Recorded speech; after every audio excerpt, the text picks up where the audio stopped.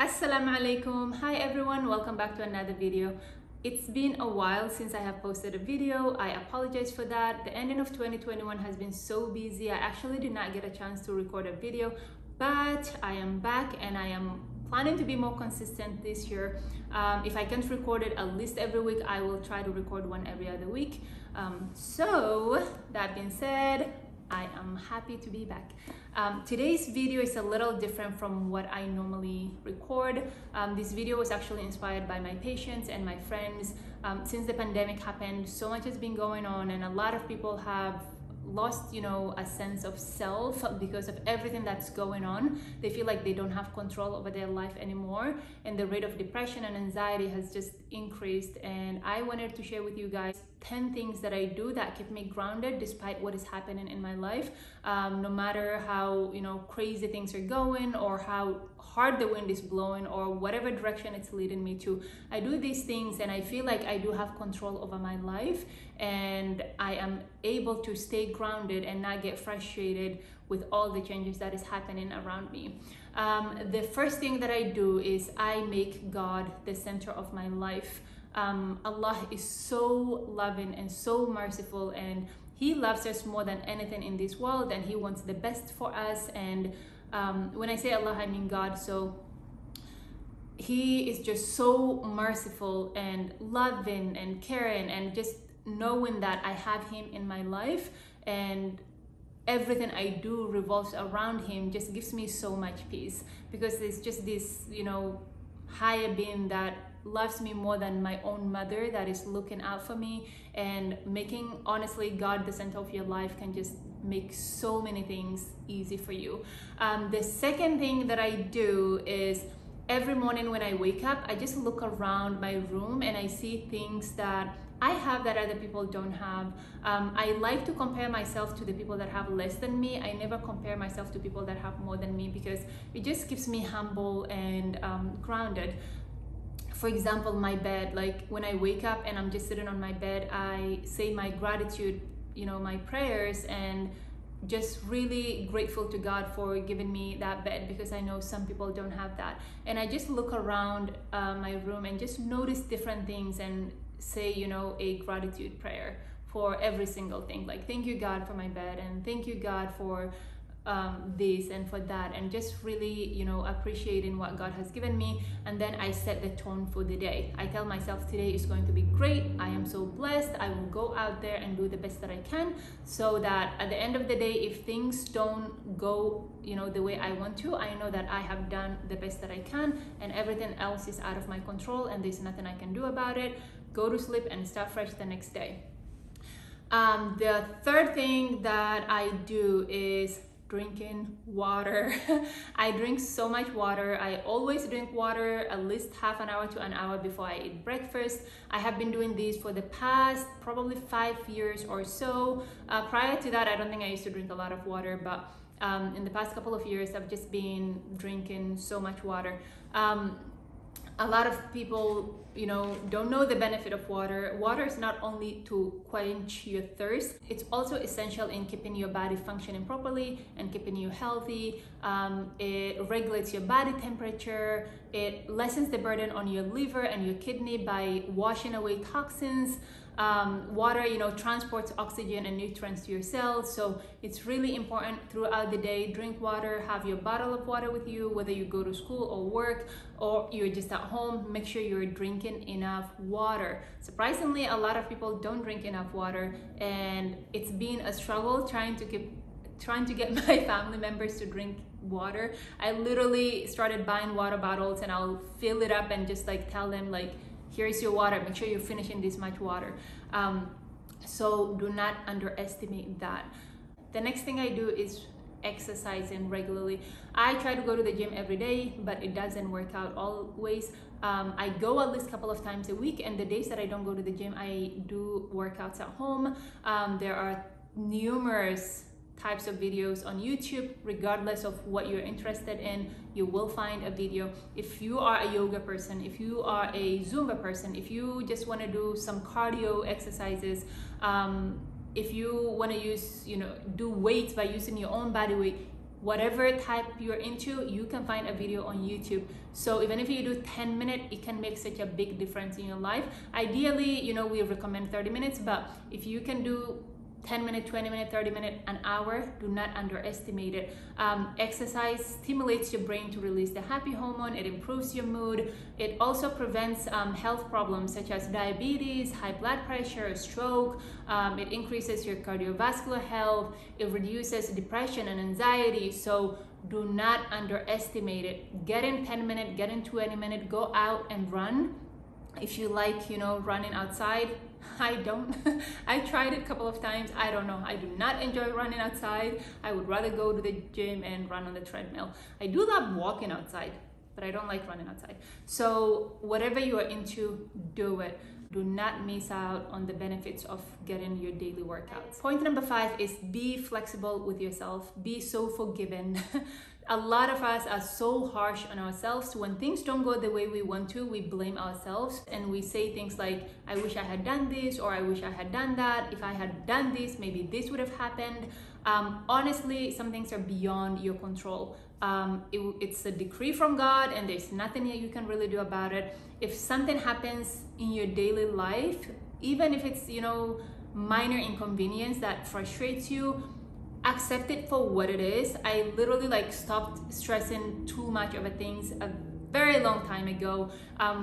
Now what I do is, if something happens and it frustrates me, I don't ignore my emotions. I feel it. I take it for what they are. Yes, I am frustrated. Yes, I am angry. Yes, I am sad, but I don't let it ruin my entire day. I feel it that, those 30 minutes, an hour, I learn to not take more than an hour to stay in my emotions, because it's not worth thinking about it the whole day, unless it's death happened in your family and it's a big thing. That's a whole different ball game. But for minor things that happen in your day-to-day life, do not let it mess up your entire day. Be so flexible. Go with the waves. Don't be so stagnant that the smallest thing just throw you off your plan and now your entire day is messed up. It's not worth it. Feel it, see it for what it is, move on. Be super flexible. Point number 6 is move around throughout the day. Some people can sit for 6 to 10 hours doing a task. It's not healthy. It's not good for your back. Trust me, I work in spine surgery, and the number of people that we get young and old with back problems, I can't even tell you how many. And the problem with back pain is, honestly, even with the patients that we get, surgery is not a fix. For back pain, surgery is usually 50-50. It may help, it may not help, because a lot of different things can cause back pain, including arthritis and muscle spasm and your posture. So throughout the day, move around, get up, do something, go outside, let your eyes and your brain be stimulated by different things. If you have the ability to travel, go travel, see different things and explore what nature has to offer. Just really, whatever you do, keep moving. Honestly, do not be that person that just sits throughout the day, sitting on the couch, watching movies throughout the day, or just sitting on the desk doing work throughout the day. It's not good for your health. Move around. Do whatever you can, go outside, go for a walk, go to the park, do something, move around. It's good for you. If nothing else, it makes you feel like you're in control of your life. Point number 7 is self-care. Now, self-care can mean different things to different people. For me, the thing that I normally do is I get facial every single day. I know some people would say that's not healthy, but I don't use anything that has chemical in it. And I use, honey and turmeric and super healthy natural stuff, things that I can eat. So self-care, for some people like me, it's facial, and doing that just makes me feel good and makes me feel refreshed. For some people, it's just reorganizing their room, folding, their clothes, or cooking, food and trying different recipes, and it can be anything. whatever your self-care routine is, or whatever you consider self-care, just do it regularly so that you are not neglecting yourself and that you are taking care of yourself. You have to take care of yourself before you can take care of anybody else. A lot of people forget that if you don't take care of yourself, you do not have the ability to take care of somebody else. How are you going to do that? So take care of yourself so you can take care of other people. Point number 8 is do one thing that makes you happy every single day. And here, when I say every single day, I mean it. Every single day, do one thing that makes you happy. It doesn't have to be something that is so big that takes so much time. I mean something little. For me, I have so many different passions. I am not a person that just has one interest and they stick to that. I enjoy different things and I like to explore different things. For example, I love geography, and what I normally do is every day I try to learn, capital cities of few countries, or the landscapes of certain locations, or just some history of a country. Anything that has something to do with basically, traveling and exploring and learning about other countries and what they have to offer. I just, look up, and it makes me so happy, because I guess traveling is such a big passion of mine. Learning about other countries and what they're famous for just kind of ignites that part of my brain that gets super excited when I think of traveling. For you, it can be, painting and just doing a little bit of painting if you enjoy that. Knitting, I know some people like knitting. If you like dancing, just something that doesn't take a lot of time but truly brings you joy, do it.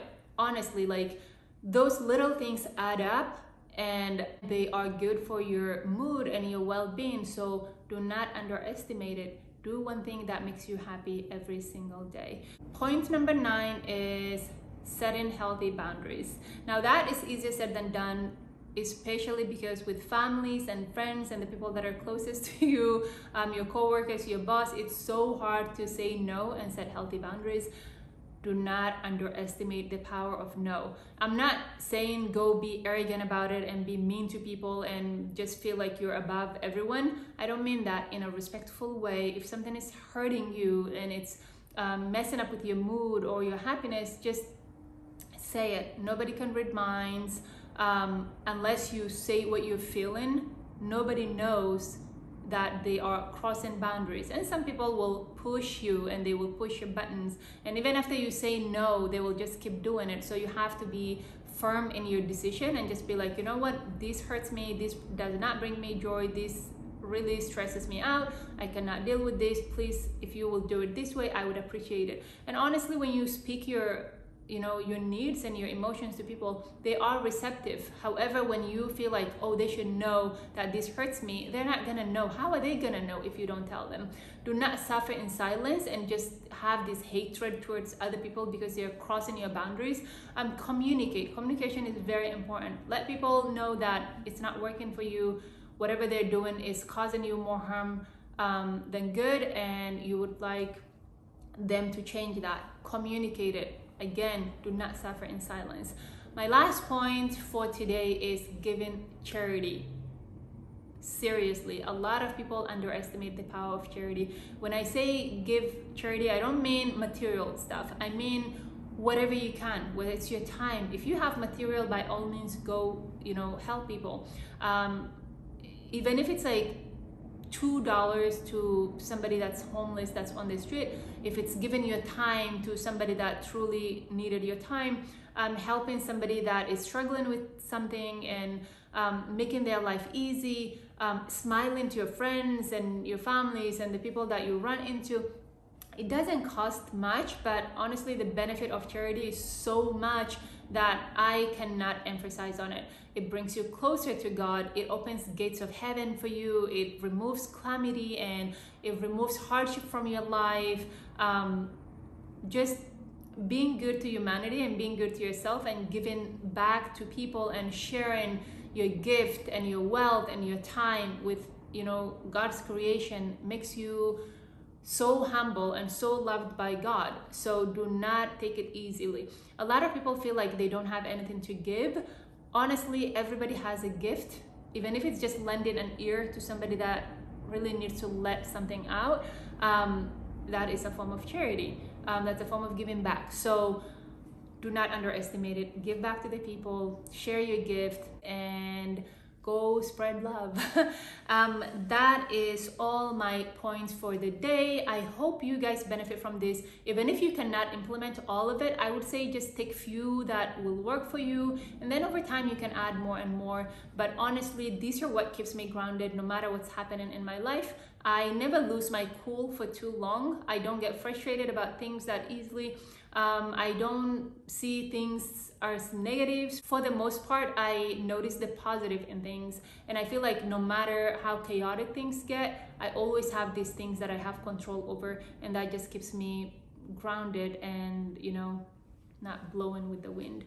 As always, go ahead and share, like, subscribe, and I will see you guys again next time. Thank you. Bye.